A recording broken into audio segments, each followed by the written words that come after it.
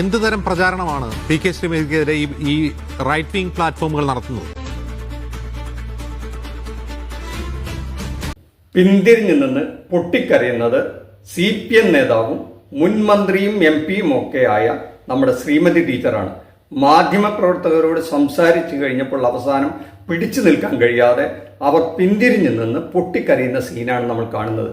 ഇതെന്തിനാണ് ഇവർ ഇങ്ങനെ പൊട്ടിക്കരയുന്നത് എന്ന് നമുക്കൊന്ന് അറിയണ്ടേ? ഒന്ന് കണ്ടു നോക്കാട്ടോ. എന്തിനാണ് അവർ പൊട്ടിക്കരയുന്നത് എന്ന് നമുക്കൊന്ന് കണ്ടു നോക്കാം. നമസ്കാരം. ഒരല്പം പൈസ കിട്ടുമെങ്കിൽ സ്വന്തം അച്ഛനെയും അമ്മയെയും ഭാര്യയെയും ഭർത്താവിനെയും പോലും മാറ്റിപ്പറയാൻ മടിയില്ലാത്തവരായി കേരളത്തിലെ ഇടതുപക്ഷ നേതാക്കൾ മാറിയല്ലോ എന്നോർക്കുമ്പോൾ, ആ നിങ്ങളെ ഞങ്ങളൊക്കെ വിശ്വസിച്ചല്ലോ എന്നോർക്കുമ്പോൾ അവനവനോട് തന്നെ പുച്ഛം തോന്നുന്നുണ്ട് കേരളത്തിലെ ജനങ്ങൾക്ക്. നിയമസഭാ സെക്രട്ടേറിയറ്റിൽ നിന്നും വിവരാവകാശ നിയമപ്രകാരം ലഭിച്ച രേഖകളിലാണ് ഈ ഞെട്ടിക്കുന്ന വിവരങ്ങളൊക്കെ പുറത്തു വന്നിരിക്കുന്നത്. പക്ഷേ ജീവിച്ചിരിക്കുന്ന ഇടതുപക്ഷത്തിലെ കരുത്തയായ ഒരു വനിതാ നേതാവിന്റെ പേരിലും ഇത്തരം ഗുരുതര ആരോപണം ഉയരുമ്പോഴാണ് ഇത് വെറും ഒരു ക്രമക്കേട് അല്ലെങ്കിൽ ഇതൊരു ആരോപണം മാത്രമല്ല, അതിന് പിന്നിൽ ചില വലിയ കൈകൾ കൂടി ഉണ്ട് എന്ന് മനസ്സിലാകുന്നത്. പി കെ ശ്രീമതി ടീച്ചറുടെ പേരിലും ഗുരുതര ക്രമക്കേടാണ് നടക്കുന്നത്. P K Shrimati PR Krishnan എന്ന മുൻ MLA ഭാര്യ എന്ന നിലയിലാണ് കുടുംബ പെൻഷൻ വാങ്ങുന്നതായി രേഖകളിലുള്ളത്. എന്നാൽ നിയമസഭയുടെ ഔദ്യോഗിക രേഖകളിൽ PR കൃഷ്ണൻ എന്ന പേരിൽ മുൻ MLA ഉണ്ടായിരുന്നുവെന്ന യാതൊരു വിവരവുമില്ല എന്നതാണ് മറ്റൊരു കാര്യം. കൂടാതെ പി കെ ശ്രീമതി ടീച്ചറുടെ ഭർത്താവ് ദാമോദരൻ നമ്പ്യാർ, ഈ വ്യക്തി സംസ്ഥാന നിയമസഭാംഗമായിരുന്നിട്ടില്ല എന്നും എല്ലാവർക്കും അറിയുന്നതാണ്. ഇപ്പൊ നമ്മുടെ പ്രേക്ഷകർക്ക് മനസ്സിലായി കാണും എന്തിനാണ് ശ്രീമതി ടീച്ചർ ഇങ്ങനെ പൊട്ടിക്കരഞ്ഞത് എന്നുള്ളത്. ഇത് കേരളത്തിലെ 2 സാമൂഹ്യ മാധ്യമ YouTube ചാനലിലൂടെ പുറത്തു വന്ന വാർത്തകളാണ്.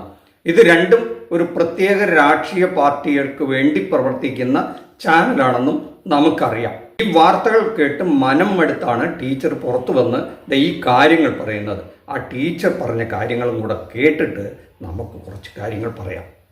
വിശ്വസിപ്പിക്കാൻ വേണ്ടിയായിരിക്കണം എനിക്കെതിരെ വളരെ തെറ്റായ, അടിസ്ഥാനരഹിതമായ, അസംബന്ധമായ വാർത്തകൾ ജനം TVയുടെ ഭാഗത്തു നിന്ന്, അതിനുശേഷം കർമ്മ, അതിനുശേഷം ഭാരത് ലൈവ്, ഇതെല്ലാം കഴിഞ്ഞതിന് ശേഷം ഞങ്ങളുടെ കണ്ണൂർ ജില്ലയിലുള്ള ഒരു സായാഹ്ന പത്രം സുദിനം, ഞാൻ ഇത്രയുമാണ് എനിക്ക് അയച്ചു തന്നത്.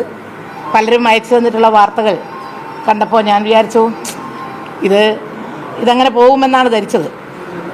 പക്ഷെ അത് തുടർച്ചയായിട്ട് YouTube ചാനൽ എന്നുള്ള നിലയിലും ജനം TV സാധാരണ നിങ്ങളുടെ കൂട്ടത്തിലുള്ള ഒരു ചാനലാണ്. അവ ഇങ്ങനെ അത് അടിക്കടി വന്ന് വീണ്ടും എൻ്റെ നാട്ടിൽ നിന്ന് പ്രത്യേകിച്ചും ഇത് അടിയന്തരമായിട്ട് ഇതിനെ സംബന്ധിച്ച് പ്രതികരിച്ചില്ലെങ്കിൽ അത് വലിയ വിഷമം ഞങ്ങൾക്കൊക്കെ തോന്നുന്നുണ്ട്. ഞാൻ വിചാരിച്ചത് കുറേ YouTube ചാനലുകൾ എനിക്കെതിരെ ഒരുപാട് വാർത്തകൾ വരാറുണ്ട്. പക്ഷേ ഞാൻ കഴിഞ്ഞ 2 ദിവസം മുൻപ് തന്നെ ഇതിനെതിരെ കേസ് കൊടുക്കാൻ ആവശ്യമായിട്ടുള്ള ഇതിൻ്റെ വസ്തുതകളൊക്കെ ശേഖരിച്ചുകൊണ്ട് വീഡിയോ, അതുപോലെ സുദിന പത്രത്തിൻ്റെ കോപ്പി, ഇതൊക്കെ ശേഖരിച്ചുകൊണ്ട് ഞാൻ കേസ് കൊടുക്കുന്നതിന് വേണ്ടി അഡ്വക്കേറ്റിനെ ഏൽപ്പിച്ചു. പക്ഷേ ഇന്നലെയും ഇന്നുമായിട്ട് വീണ്ടും നിരവധി പേർ എനിക്ക് ആ ചാനൽ അയച്ചു തന്നു.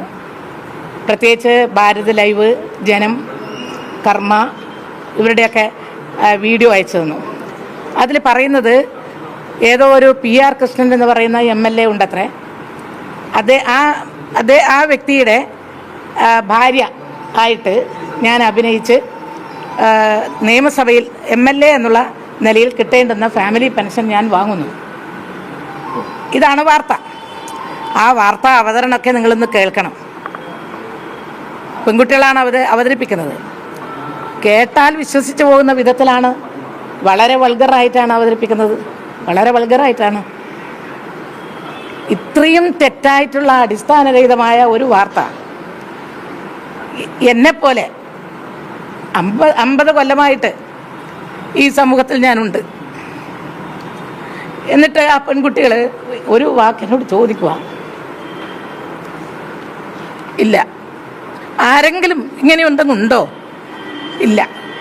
ഇങ്ങനെ ചോദിക്കാതെ വസ്തുതകൾ അടിസ്ഥാനരഹിതമായിട്ട് സമൂഹത്തിൽ ഒരു പൊതുപ്രവർത്തകയെ സമൂഹത്തിനിടയിൽ നാറ്റിക്കുക, അപമതിപ്പുണ്ടാക്കുക, എന്നുള്ള ആ ദുരുദ്ദേശത്തിലൂടെയല്ലേ?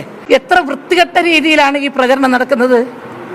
അത് ഏതായാലും ഇത്രയും കൊള്ളരുതാത്ത ഇന്ത്യക്ക് പുറത്തും ലോകത്തിലെമ്പാടുമുള്ള മലയാളികൾ കാണത്തക്ക വിധത്തിൽ ഈ യൂട്യൂബ് ചാനലുകൾ ഉപയോഗിച്ച് എന്നെപ്പോലെ ഒരു വ്യക്തിയെ ഈ രൂപത്തിൽ അധിക്ഷേപിക്കുമ്പോൾ നിങ്ങളാരും ചോദിച്ചിട്ടുമില്ല. എന്നോട് ആരും ചോദിച്ചില്ല ഇതുവരെ. എന്ത് തരം പ്രചാരണമാണ് പി കെ ശ്രീമതിക്കെതിരെ ഈ റൈറ്റ് വിംഗ് പ്ലാറ്റ്ഫോമുകൾ നടത്തുന്നത്? അതൊന്നും ഒരു മാധ്യമ പ്രവർത്തകരും ടീച്ചറോട് ചോദിക്കില്ല. അതാണ് നമ്മുടെ മാധ്യമ പ്രവർത്തന രീതി. ഈ രീതിയിലാണ് നമ്മുടെ ഇവിടുത്തെ മാപ്രകൾ എന്ന് വിളിക്കുന്ന ഈ മാധ്യമ പ്രവർത്തനം നടക്കുന്നത് എന്ന് ടീച്ചർക്ക് അറിയാത്തതല്ലോ. അതിൽ കൂടുതലും ഇവിടെ നടന്നില്ലെങ്കിലേ അത്ഭുതമുള്ളൂ. നമ്മുടെ നാട് അങ്ങനെ ആയിപ്പോയി ടീച്ചറെ. അത് ആരോടും പറഞ്ഞിട്ട് കാര്യമില്ല. ഇത് ടീച്ചർക്ക് മാത്രമല്ല, ഒരുപാട് പേർക്ക്, പൊതുജന മധ്യത്തിൽ പ്രവർത്തിക്കുന്ന ഒരുപാട് പൊതുപ്രവർത്തകർക്ക്, എന്തിന് സാധാരണ ഒരു വീട്ടമ്മയെ അപമാനിക്കാനും ഇത്തരം ചാനലുകാർ ഒരു മടിയും കാണിക്കാറില്ല എന്നൊക്കെ അറിയാത്തതല്ലോ. അത് നമ്മുടെ നാട്ടിലൊരു ശീലമായി. ചിലർക്കൊരു സുഖമാണ് അത് ചെയ്യുന്നത്. അവനവൻ്റെ രാഷ്ട്രീയ പാർട്ടികൾക്ക് വേണ്ടിയിട്ട് എന്തെങ്കിലും തരത്തിലുള്ള മാധ്യമ പ്രവർത്തനം നടത്തുകയോ അല്ലെങ്കിൽ ഒപ്പോസിഷനിലുള്ള രാഷ്ട്രീയ പ്രവർത്തനത്തെ വിമർശിക്കുന്നതോ ഒന്നും തെറ്റല്ല. പക്ഷേ വസ്തുതകളല്ലാത്ത കാര്യങ്ങൾക്ക് വേണ്ടി ഒരു വ്യക്തിയെ അധിക്ഷേപിക്കുക, അതൊരു ന്യൂസാക്കുക, അതൊരു വൈറലാക്കുക, അത് അതിവൈകാരികമായിട്ട് ഉണ്ടാക്കി തങ്ങളുടെ പാർട്ടിക്ക് അത് സപ്പോർട്ടാക്കി മാറ്റാൻ പറ്റുമോ? ഒരു കുൽസിത ശ്രമം നടത്തുന്നത് നമ്മുടെ നാട്ടിലൊരു ഹരമായി തീർന്നിട്ടുണ്ട് എൻ്റെ ടീച്ചറെ. അത് ടീച്ചർ മനസ്സിലാക്കൂ. ഇവർക്കെതിരെ എന്തെങ്കിലും നിയമ നടപടി നടത്തിയാലും ഒരു ചുക്കും സംഭവിക്കില്ല. ഇവർ നാളെയും ഇത് തുടർന്നുകൊണ്ടേയിരിക്കും. കാരണം അപാര തൊലിക്കെട്ടിയാണ് ഇവർക്ക്. ആ തൊലിക്കെട്ടിയുള്ളിടത്തോളം കാലം ഈ മാധ്യമ പ്രവർത്തനം ഇത്തരം കൂട്ടർ നടന്നുകൊണ്ടേയിരിക്കും. അത് പല പേരിൽ പല രൂപത്തിൽ വരും. അത് പല പേരുകൾ പറഞ്ഞ് അത് ചിലപ്പോൾ ജാതീയമാവും, മതപരമായും വർഗീയമായും ഒക്കെ അവർ മുതലെടുത്തുകൊണ്ടിരിക്കും. അവരെ അത് പറഞ്ഞു കഴിഞ്ഞാൽ വർഗീയവാദിയാക്കും, ദേശീയ വിരുദ്ധരാക്കും. അങ്ങനെ പല വിധത്തിൽ പല രൂപത്തിൽ ഇവർ അവതരിച്ചുകൊണ്ടേയിരിക്കും എൻ്റെ ടീച്ചറെ.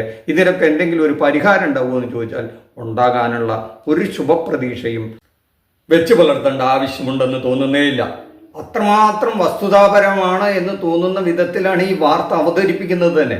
അത് ടീച്ചർ പറയുന്നത്, അതും പെൺകുട്ടികളാണ് അത്ര ഈ വാർത്തകൾ വായിക്കുന്നത് തന്നെ. അവർക്കൊരു വാക്ക് ചോദിക്കാമായിരുന്നില്ലേ എന്നാണ് ചോദിക്കുന്നത്. എന്ന് മാത്രമല്ല, ജനൻ ടിവിയുടെ MD എന്ന് പറയുന്ന ആൾ ടീച്ചറുടെ അയൽക്കാരനാണ് പോലും.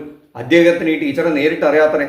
അങ്ങനെയാണെങ്കിൽ ഈ വാർത്ത കൊടുക്കുന്നതിന് മുമ്പ് ഇതിൽ വല്ല വസ്തുതയും ഉണ്ടോ എന്ന് എന്നെ ഒന്ന് വിളിച്ച് ചോദിച്ചുകൂടെ എന്നാണ് ടീച്ചർ കരഞ്ഞുകൊണ്ട് ചോദിക്കുന്നത്.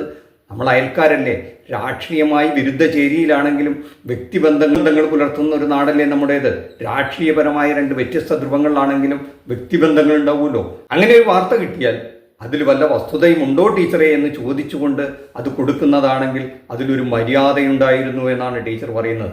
അങ്ങനെ വലിയ മര്യാദയൊന്നും പുലർത്തുന്ന നാടല്ല ടീച്ചറെ നമ്മുടേത്. രാഷ്ട്രീയപരമായി എങ്ങനെയെല്ലാം മറ്റുള്ള എതിരാളികളെ വെട്ടിവീഴ്ത്താമോ അങ്ങനെയെല്ലാം വെട്ടിവീഴ്ത്തും. എത്ര നാലാംകട തരത്തിൽ പെരുമാറിയാലും തങ്ങളുടെ പാർട്ടിക്ക് അനുകൂലമായിട്ടുള്ള ഒരു രാഷ്ട്രീയ അന്തരീക്ഷം സൃഷ്ടിക്കാനായിട്ട് ഏതെതിരാളിയെക്കെതിരെയും എന്തായുധവും എടുത്ത് പ്രയോഗിക്കാൻ മടിക്കില്ല എന്നുള്ളത് എൻ്റെ ഒരു ഉത്തമ ഉദാഹരണമാണ് ഇപ്പോൾ നമ്മളിവിടെ കണ്ടത്. നമ്മുടെ പ്രേക്ഷകർക്ക് ഈ വിഷയത്തിൽ എന്താണ് പറയാനുള്ളതെങ്കിൽ അത് കമൻറ്റ് ബോക്സിൽ ഇടുക. നന്ദി, നമസ്കാരം. മറ്റൊരു വിഷയമായി മറ്റൊരു എപ്പിസോഡ് കാണുന്നവരെ താങ്ക് യു.